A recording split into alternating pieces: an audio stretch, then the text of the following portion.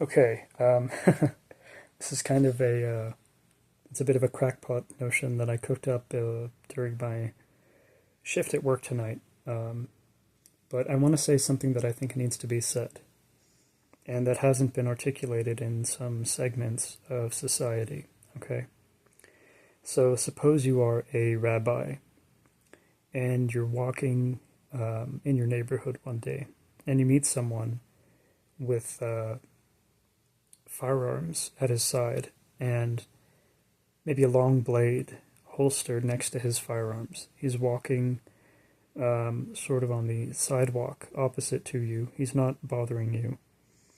But you quickly deduce that not only is this person likely to be capable of dangerous feats, but maybe they may even have a profession that involves hurting and killing people, okay?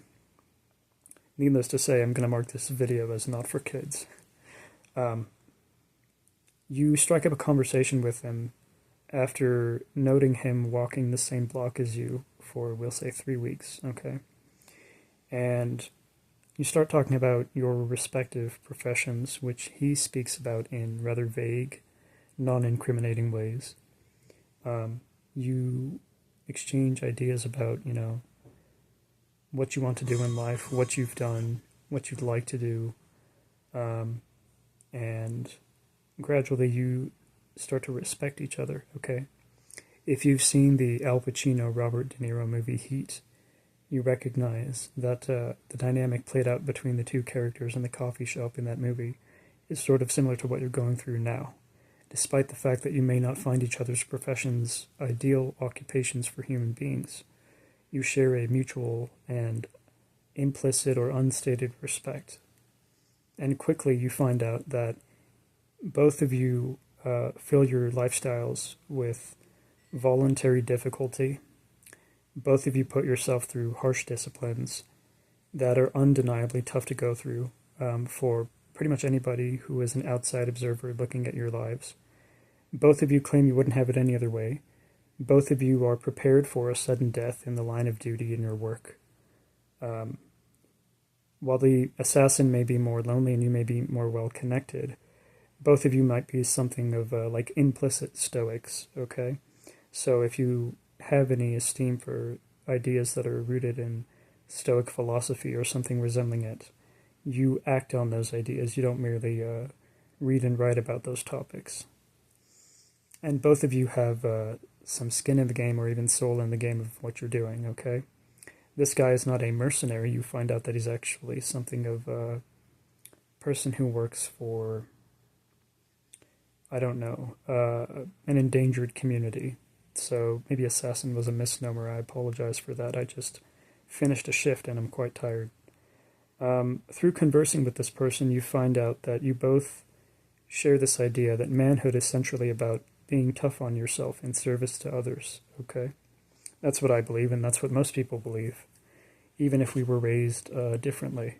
That's what most self-respecting or duly respected men tend to believe. You have to be harsh on yourself in service to other people. You have to stay sharp and sober and focused and goal-directed and not inclined to abandon yourself to your impulses, to your whims, to your wants, to overly romantic or outlandish ideas, okay? But that being said, it's not enough to merely cultivate this attitude of like tough, stoic, uh, you know, masculine, powerful, strong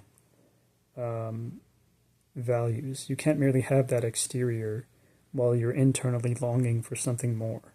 So what I would propose to you is that insofar as you might be able to steer the direction of your life at all, let's say you're beneath the age of 60 or maybe 70 or something, you're in good health, you take care of yourself, you don't have a long history of abusing people and so on and so forth. I would propose to you that you would be best off finding or creating a place in which you can be selfless, okay? I think a lot of people have a natural impulse to be selfless, and that's contrary to the notion that we're innately wicked. If you said we're innately imperfect, I would agree with you.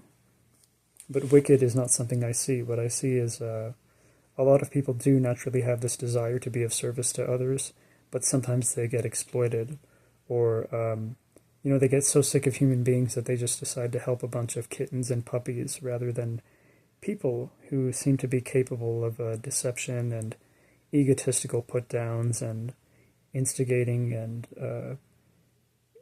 sort of altercations and whatnot. So, what I've learned about myself and about many other people who have, I guess, what you call a conscience, is that you can find ways to be selfless without making yourself a mark or a target of people who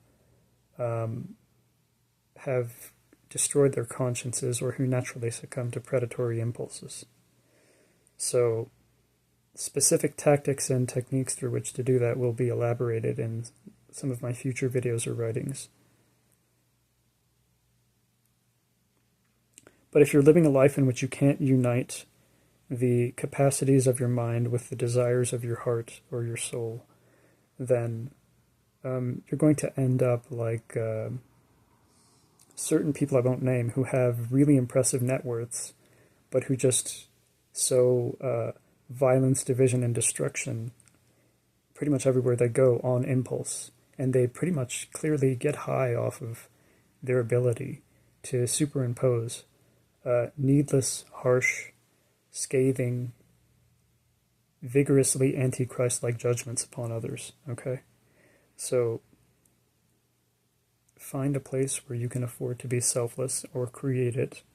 And if you can't be selfless, then recognize that you don't have to go in the polar opposite direction and be, a butthole. You can instead do what I did, which is become something of a recluse and seclude yourself with sacred texts, prayer, thoughts of God, thoughts of serving people, etc., while you kind of gray rock people who would mess with you, okay?